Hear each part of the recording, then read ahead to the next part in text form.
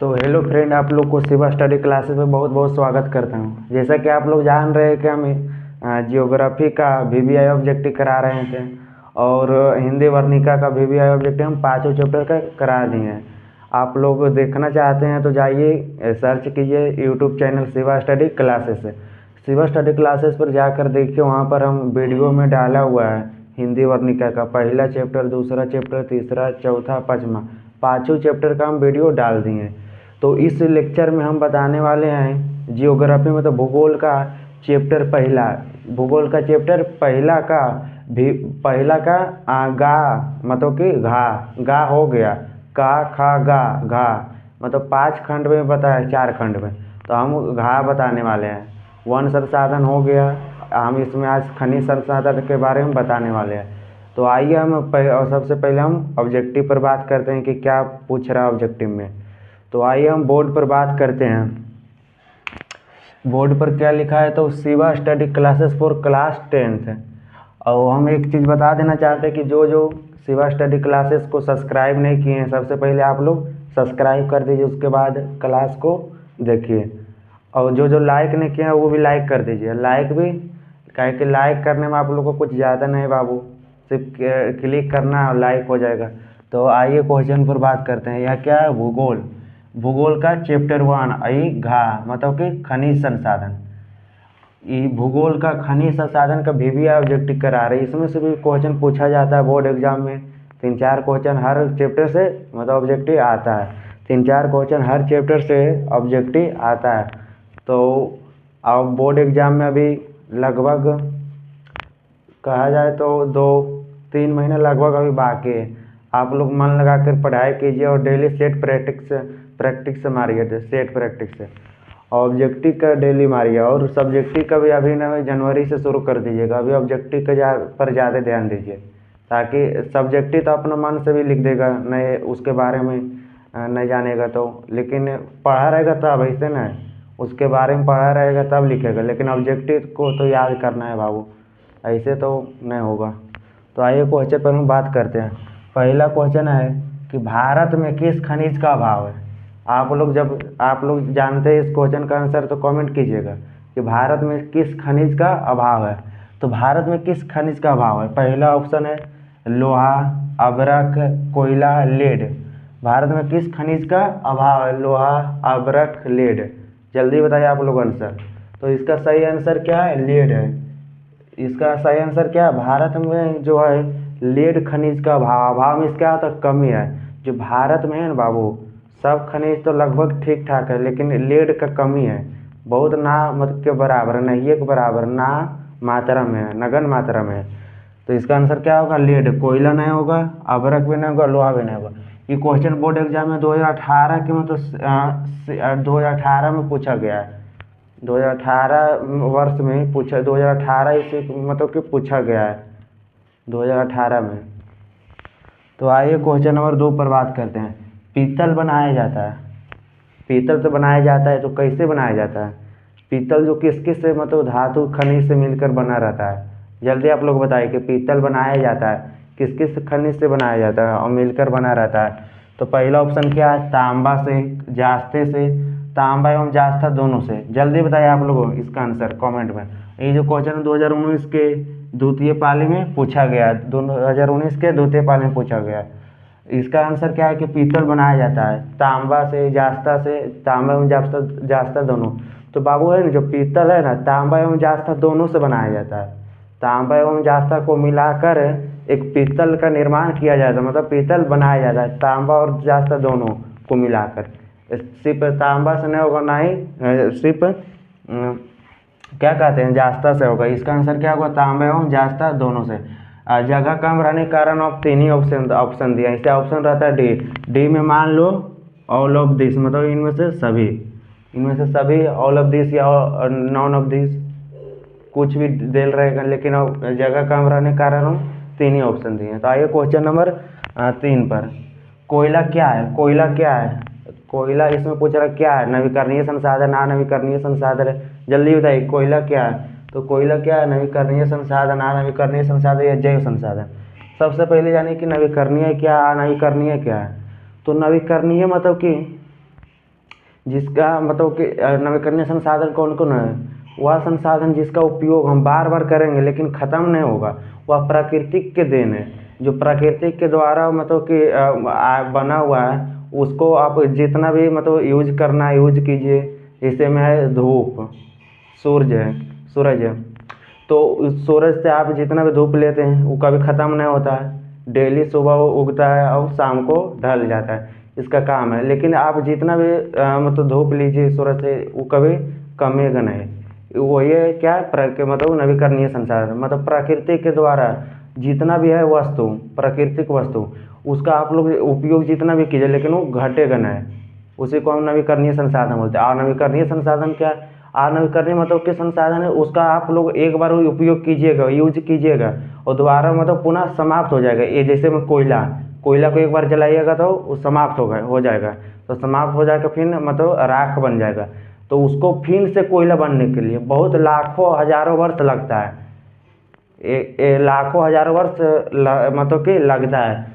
कोई मतलब जानवर इस जंगल में पेड़ से दब उब पर मर जाएगा, उसके बाद बहुत दिन लाखों हजारों वर्ष वही जो है अवशिष्ट जो है वो पेट्रोल के रूप में मतलब कि निर्माण हो जाता है। पेट्रोल कोयला ऐसे ही बन जाता है। तो इसी मतलब नवीकरणीय जिसका उपयोग आप लोग लगातार करते रहिए मतलब, लेकिन ख़त्म नहीं होगा। और अनवीकरणीय मतलब कि जिसका उपयोग एक बार करने के बाद पुनः समाप्त हो जाएगा और उसका निर्माण होने में लाखों वर्ष लगता है। ये दोनों आंसर आप लोग समझ गए होंगे। तो आप लोग आंसर बताइए कि क्या है। कोयला क्या है? तो कोयला अनवीकरणीय संसाधन, नवीकरणीय नहीं है और जैव संसाधन नहीं है। मतलब कि मतलब जैविक संसाधन नहीं है कि कोई मतलब कि जीव नहीं है कोयला।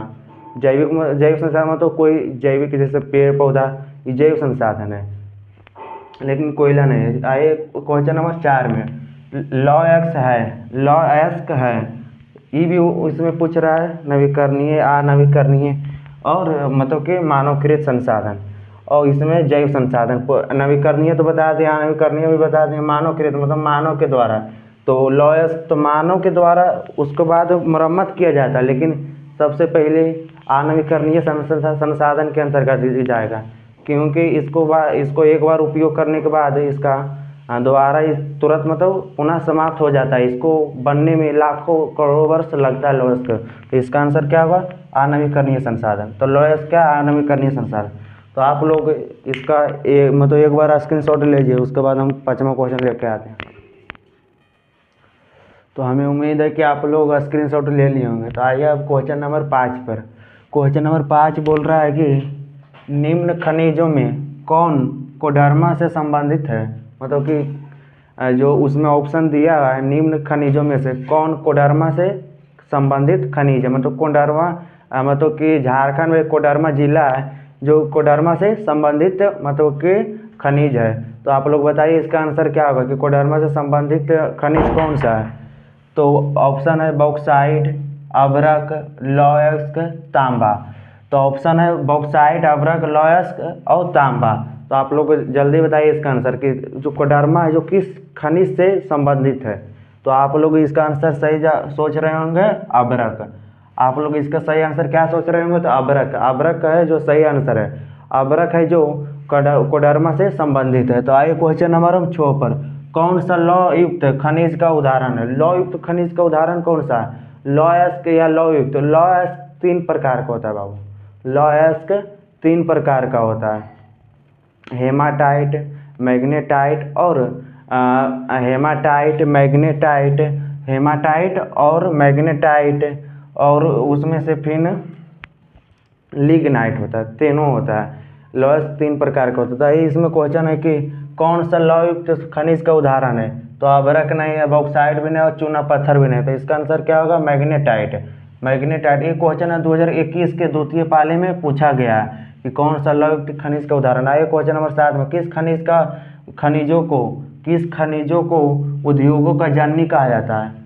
बताइए आप लोग जल्दी कि किस खनिजों को उद्योगों का जननी कहा जाता है? जो मतलब कि उद्योगों का जन्य, मतलब कि इसके बिना मतलब संभव है लेकिन उतना संभव नहीं है जितना बहुत जरूरी है, मतलब कि उद्योगों का जन्य।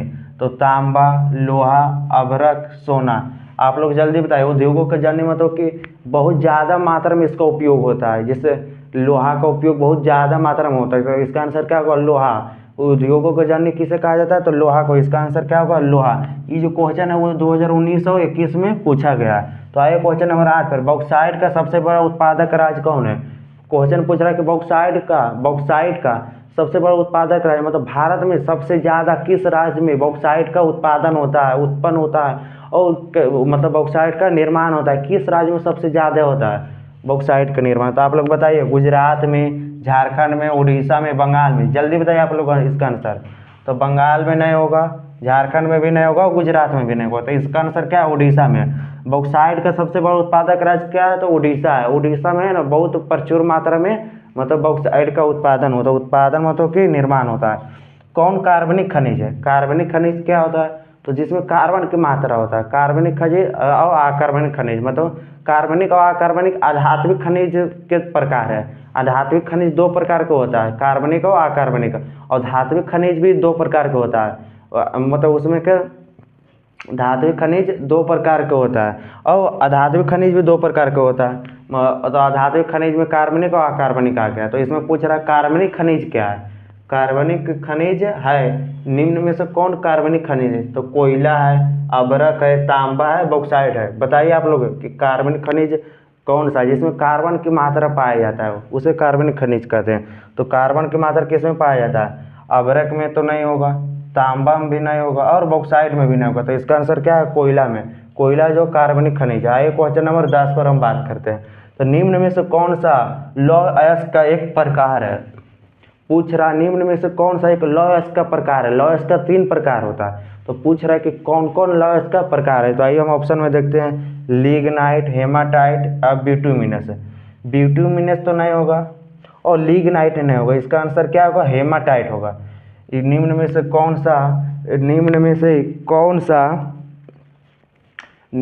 कौन सा लौह अयस्क का एक प्रकार है।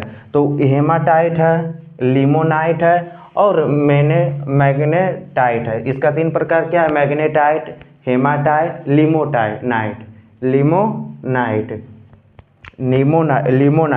तो ये लिग्नाइट नहीं होगा और बिटुमिनस भी नहीं होगा और इसका आंसर भी नहीं होगा। तो इसका आंसर क्या होगा, तो इसका आंसर हेमाटाइट होगा। ये जो क्वेश्चन 2023 के प्रथम पाली में पूछा गया है कि लौह अयस्क का एक प्रकार है। ऑप्शन देखकर आप लोग छाटिए आंसर इसका क्या हुआ। तो हम बता दिए मतलब कि 9 तक, 10 तक का ऑब्जेक्टिव बता दिए। आप लोग जल्दी एक बार स्क्रीनशॉट मारिए।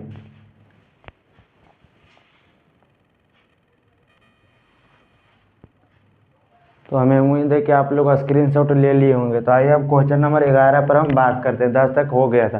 तो क्वेश्चन नंबर 11 बोल रहा है कि 11 क्वेश्चन, 1 टन इस्पात बनाने में कितना मैंगनीज का उपयोग होता है। जो 1 टन इस्पात बनाने में कितना मैंगनीज का उपयोग होता है। तो ऑप्शन में क्या है, 5 kg, 10 kg, 15 kg और 20 kg। केजी मतलब kilogram, 5 kilogram, 10 kilogram, 15 kilogram, 20, 30 kilogram. कितना किलोग्राम मतलब जो है मैंगनीज का 1 किलो मतलब 1 टन मैंगनीज का बनाने में उपयोग किया जाता है। तो इसका आंसर क्या है, तो इसका आंसर 10 किलोग्राम। 10 किलोग्राम जो मैंगनीज का उपयोग 1 टन इस्पात बनाने में किया जाता है। तो क्वेश्चन में बार बार, भारत का सबसे बड़ा लौह अयस्क उत्पादक राज्य कौन है। लौह अयस्क उत्पादक सबसे बड़ा मतलब क्या समझे, तो सबसे बड़ा लौह अयस्क उत्पादक मतलब बोल रहा है कि भारत में सबसे ज़्यादा या सबसे बड़ा लौह अयस्क उत्पादक राज्य कौन सा है। मतलब भारत ऐसा कौन सा राज्य है जो सबसे ज़्यादा लौह अयस्क का उत्पादन करता है। तो कौन सा राज्य है, तो आप लोग बताइए जल्दी इसका आंसर। उड़ीसा होगा, झारखंड होगा, तो कर्नाटक होगा कि बिहार होगा। तो इसका आंसर क्या, उड़ीसा। भारत का सबसे बड़ा राज्य है जो लौह अयस्क का उत्पादक राज्य मतलब उत्पादक करता है। तो आइए क्वेश्चन नंबर 13 में, एल्युमिनियम बनाने में किस खनिज की आवश्यकता पड़ती है। जो एल्युमिनियम बनाने में मतलब उसका सहायक एक खनिज है जो मिलकर एल्युमिनियम का निर्माण होता है। तो किस खनिज की आवश्यकता पड़ती है। तो आप लोग जल्दी बताइए कि एल्युमिनियम बनाने में किस खनिज की आवश्यकता पड़ती है। पहला ऑप्शन है मैंगनीज का, तांबा का और बॉक्साइट का। जल्दी आप लोग बताइए। तो मैंगनीज का उपयोग नहीं होता, तांबा का उपयोग नहीं होता। एल्युमिनियम बनाने में बॉक्साइट का उपयोग होता है। एल्युमिनियम से बॉक्साइट निकल जाता है जब मिलकर बना रहता है। एल्युमिनियम से मिलकर बना रहता है तो उससे आप बॉक्साइट निकाल सकते हैं। तो यही पूछ रहा है कि मैं एल्युमिनियम बनाने में किस खनिज की आवश्यकता होती है, तो बॉक्साइट की। आइए क्वेश्चन नंबर हम 14 पर बात करते हैं। मैग्नीज के उत्पादन में अग्रणी राज्य कौन सा है? मैग्नीज के उत्पादन में अग्रणी राज्य कौन सा है? पूरे विश्व में अग्रणी राज्य कौन सा है? पूरे विश्व का, वर्ल्ड का बात इसमें हो रहा है कि मतलब पूरे वर्ल्ड में ये भारत का एक ऐसा राज्य है जो मैग्नीज उत्पादन में अग्रणी राज्य है। तो कौन सा ऐसा राज्य है बताइए? उड़ीसा है, झारखंड है, मध्य प्रदेश है, कर्नाटक है। तो झारखंड भी नहीं है, मध्य प्रदेश भी नहीं और कर्नाटक भी नहीं, तो इसका आंसर क्या होगा? तो उड़ीसा होगा। मैग्नीज का उत्पादन में जो अग्रणी राज्य है पूरे विश्व में, अग्रणी राज्य कौन सा है? तो उड़ीसा है। आइए क्वेश्चन नंबर 15 में, भारत किस खनिज के उत्पादन में विश्व में अग्रणी राज्य? यही क्वेश्चन सिर्फ घुमाया गया है कि भारत जो है किस खनिज के उत्पादन में विश्व में अग्रणी राज्य है। तो भारत है जो पूरे विश्व में किस खनिज के उत्पादन में अग्रणी राज्य है? तो आप लोग जल्दी बताइए इसका आंसर क्या है? ये तो मतलब मैग्नीज का उपयोग सबसे ज़्यादा मतलब किस राज्य में है? तो उड़ीसा में सबसे ज़्यादा मतलब उत्पादन होता है। यहाँ भारत किस खनिज के उत्पादन में विश्व में अग्रणी राज्य है? तो यही क्वेश्चन सिर्फ उल्टा गया है। तो तांबा है, खनिज है, लोहा है और अभ्रक है। तो इसका आंसर क्या होगा कि भारत किस खनिज के उत्पादन में विश्व में अग्रणी है? तो तांबा में नहीं है, लोहा में भी नहीं है और अभ्रक में भी नहीं। तो इसका आंसर क्या होगा? तो मैग्नीज में हुआ।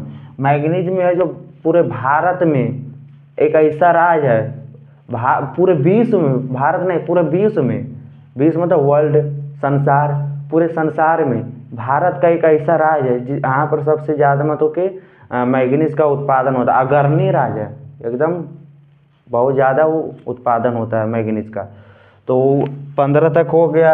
इस चैप्टर का खनिज संसाधन का जितना भी VBI ऑब्जेक्टिव था, जो पूछा गया क्वेश्चन था, हर एक साल जो पूछा जाता है बिहार बोर्ड के द्वारा, वो सब क्वेश्चन हम सब करा दिए हैं। और इस चैप्टर का जो भी मेन ऑब्जेक्टिव था, जो इस बार भी आने की चांस है, पूरा VBI ऑब्जेक्टिव, इम्पोर्टेंट ऑब्जेक्टिव, वो ऑब्जेक्टिव हम इस मतलब वीडियो में, लेक्चर में हम करा दें। ये लेक्चर का होगा 15 से 16 मिनट का ही लेक्चर है, ये रिकॉर्डेड वीडियो है बाबू। आप लोग इस वीडियो को देखिए और आप भी देखिए और अपने दोस्तों को भी बोलिए देखने के लिए, क्लास करें, ताकि आप भी पढ़िए और बिहार को भी बढ़ाइए।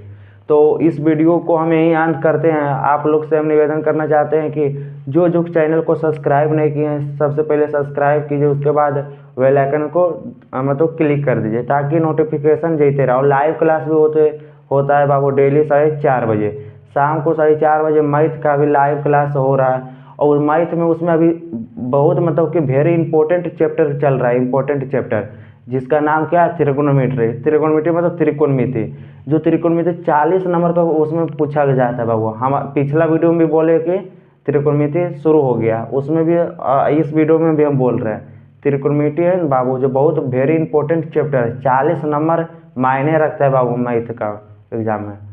तो आप लोगों को लाइव क्लास में जोड़िए, आके 4:30 बजे डेली लाइव क्लास होता है। ये रिकॉर्डेड वीडियो आप लोग को 7:30 बजे शाम को अपलोड हो जाएगा, रात को, शाम में तो 7:30 बजे, और लाइव क्लास 4:30 बजे। आप लोग का डेली अब वीडियो अपलोड भी कर देंगे और लाइव क्लास भी लेंगे।